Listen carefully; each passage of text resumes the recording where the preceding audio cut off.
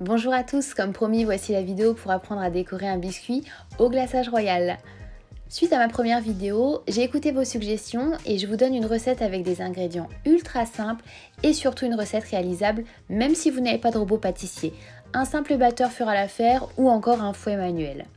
Pour les ingrédients, on aura donc besoin de 150 g de sucre glace et d'un blanc d'œuf. A l'aide d'une maryse, mélangez les deux ingrédients afin d'obtenir une texture homogène. Prenez ensuite votre batteur ou le fouet et battez le tout pendant au moins 5 minutes. Le mélange va devenir de plus en plus blanc et épais. Voici la texture qu'on veut obtenir. Le glaçage forme un bec d'oiseau et il est bien blanc. Pour les poches à douille, j'utilise celle de la marque TMP. Vous pouvez bien sûr choisir d'autres marques. Le principal, c'est que la pointe de la poche soit nette et sans ourlet.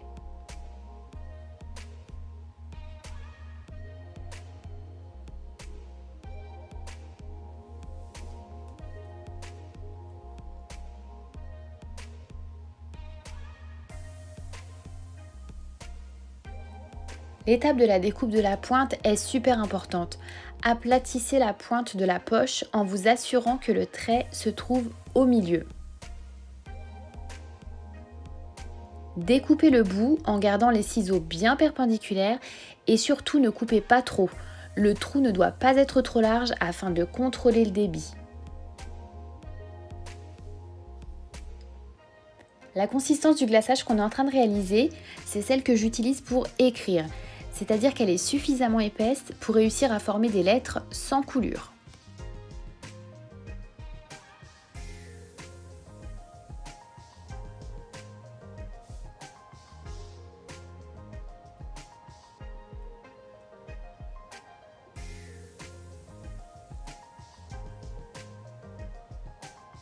Le glaçage va sécher très vite et ne peut pas couler ou se déformer. Cette consistance, elle vous servira uniquement à créer des détails et des motifs en relief. Si vous essayez de faire le remplissage avec, ça ne fonctionnera pas parce qu'il est trop épais et le résultat ne sera jamais lisse.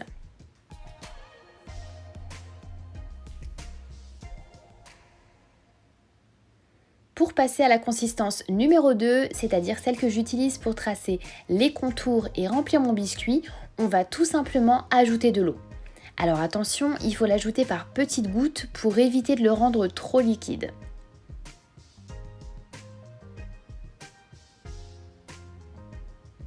On voit bien que le glaçage a déjà changé de texture. C'est plus fluide, mais c'est pas encore assez pour décorer un biscuit.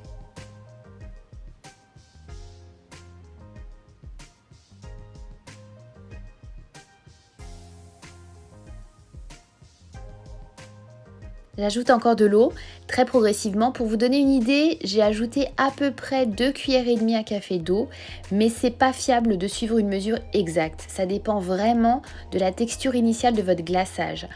Clairement, plus vous allez en faire et plus vous saurez distinguer les différentes consistances. C'est juste une question de pratique.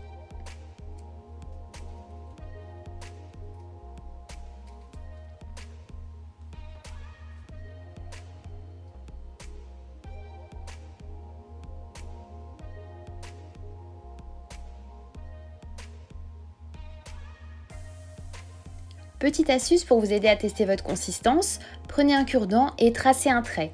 Si le trait disparaît environ en 5 secondes, c'est la consistance parfaite pour décorer vos biscuits.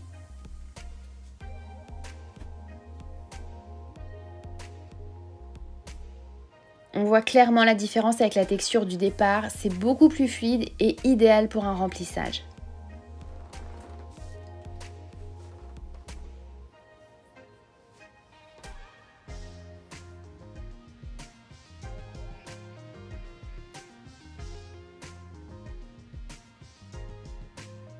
Maintenant que la consistance me va, je vais colorer mon glaçage.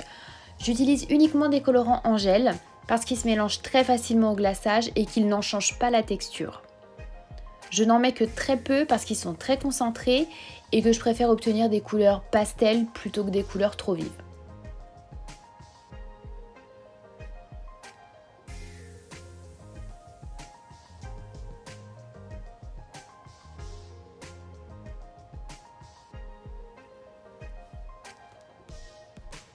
Alors avec cette consistance, on va commencer par s'entraîner à tracer de belles lignes. Le secret, c'est de partir d'un point A vers un point B. C'est-à-dire que la pointe de la poche ne doit toucher le biscuit qu'au départ et à l'arrivée. Voilà ce que ça donne quand la pointe est trop proche du biscuit.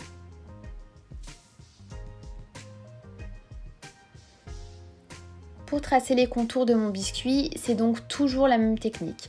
On touche au départ, on soulève la poche et le glaçage va naturellement se déposer sur la surface du biscuit.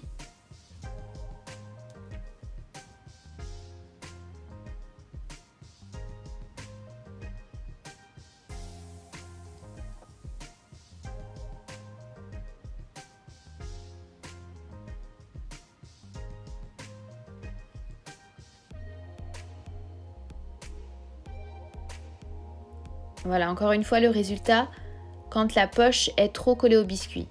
C'est beaucoup moins propre.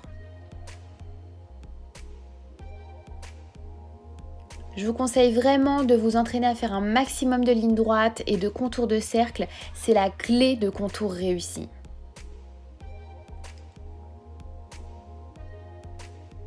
C'est parti pour le contour du cercle.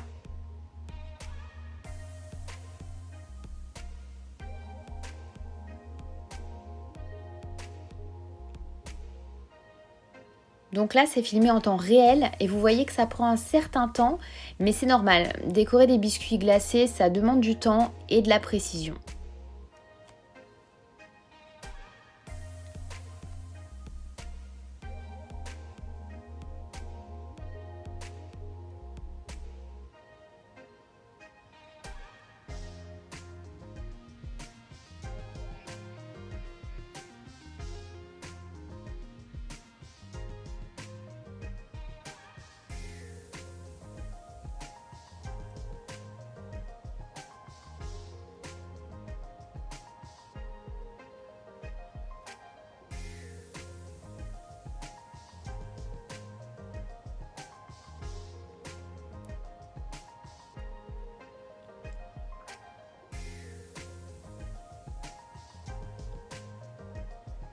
On passe donc au décor complet, c'est-à-dire contour plus remplissage.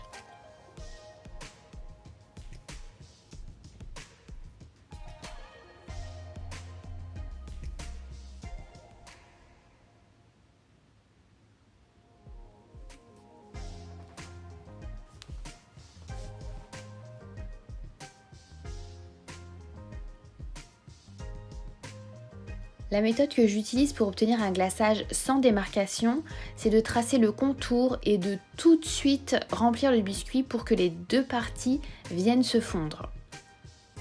Le rôle du contour, c'est tout simplement d'agir comme un mur. C'est pour éviter que le glaçage ne déborde, mais c'est quand même mieux quand on ne le voit pas. Pour le remplissage, comme son nom l'indique, on vient remplir l'intérieur. On suit donc tout simplement le contour qu'on vient de tracer et ainsi de suite jusqu'à arriver au centre du cercle.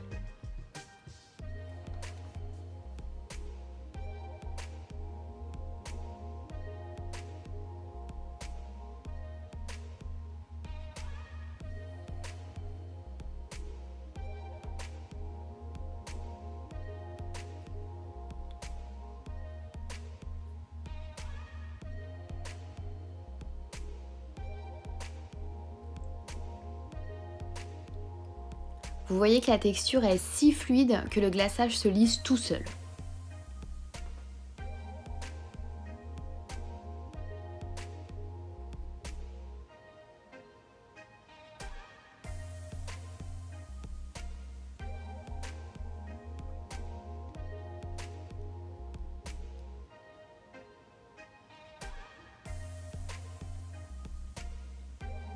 Si vous avez des petites imperfections, vous pouvez les corriger toujours à l'aide d'un cure-dent et pendant que le glaçage est toujours humide.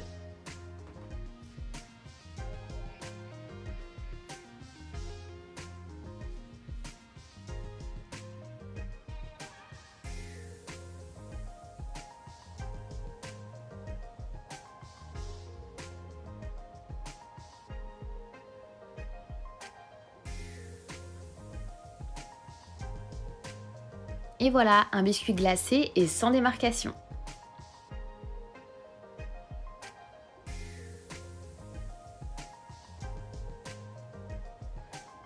Pour résumer, aujourd'hui on a appris que le mot d'ordre pour maîtriser le glaçage royal, c'est la consistance.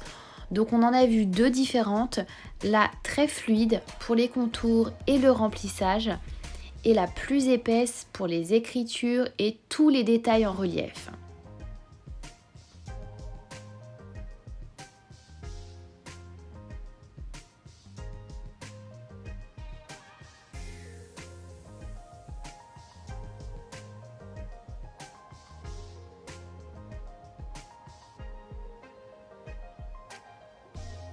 Merci d'avoir suivi cette vidéo, n'hésitez pas à vous abonner pour suivre les prochaines et devenir un vrai cookie artiste.